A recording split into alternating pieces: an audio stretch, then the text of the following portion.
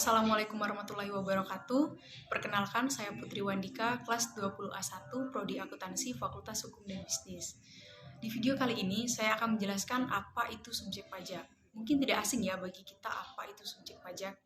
Subjek pajak merupakan orang pribadi maupun badan yang telah ditetapkan oleh peraturan perundang-undangan perpajakan yang berlaku di Indonesia. Nah, apa saja sih subjek pajak itu? Yang pertama, orang pribadi. Orang pribadi merupakan perseorangan atau individu yang berstatus sebagai warga negara Indonesia, WNI, atau warga negara asing yang tinggal dan menetap di Indonesia. Yang kedua, badan. Badan merupakan seluruh badan usaha atau pemerintah yang berdiri dan mengalami perkembangan, kecuali badan-badan yang bersifat tidak komersil dan badan-badan di mana sumber pembiayaan berasal dari APBN dan APBD. Selanjutnya, warisan yang belum dibagi merupakan harta warisan dari pewaris atau ahli waris yang mana harus dibayarkan terlebih dahulu oleh ahli waris sebelum melakukan proses pembagian. Yang keempat, badan usaha tetap BUT merupakan bentuk usaha pribadi dari orang pribadi yang bertempat tinggal atau berkedudukan di Indonesia tidak lebih dari 183 hari dalam jangka waktu 12 bulan. Nah, dasar hukum yang mengatur subjek pajak sendiri, yang pertama, Pasal 2 Undang-Undang Nomor 36 Tahun 2008 berlaku sejak tanggal 1 Januari 2009. Yang kedua, Per 43 PJ 2011 ditetapkan dan berlaku sejak 28 Desember 2011 tentang penentuan subjek pajak dalam negeri dan luar negeri. Klarifikasi subjek pajak. Nah, terlebih dahulu diketahui dua klarifikasi subjek perpajakan berdasarkan lokasi tempat tinggal atau kegiatan usahanya beroperasi. Yang pertama, subjek pajak dalam negeri. Kategorisasi ini didasarkan pada domisili pendirinya atau seberapa lamanya suatu aktivitas bisnis bersangkutan dilakukan di Indonesia. Siapa saja yang dapat dikatakan sebagai subjek perpajakan dalam negeri? Subjek perpajakan dalam negeri dapat termasuk orang perorangan, badan usaha, dan warisan yang belum dibagikan. Yang kedua, subjek pajak luar negeri. Siapa sajakah subjek yang termasuk dalam subjek perpajakan luar negeri?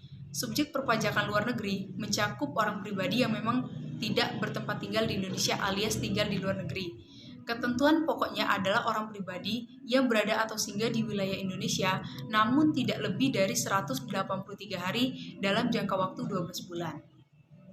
Apa sih perbedaan subjek pajak dalam negeri dan luar negeri? Nah, setelah kita membaca dan memahami yang pengertian dasar subjek pajak baik dalam negeri dan luar negeri, jadi kita sekarang bahas apa perbedaannya ya. Yang pertama, subjek perpajakan dalam negeri dikenakan pajak atas penghasilan baik yang diterima maupun diperoleh dari Indonesia atau dari luar negeri.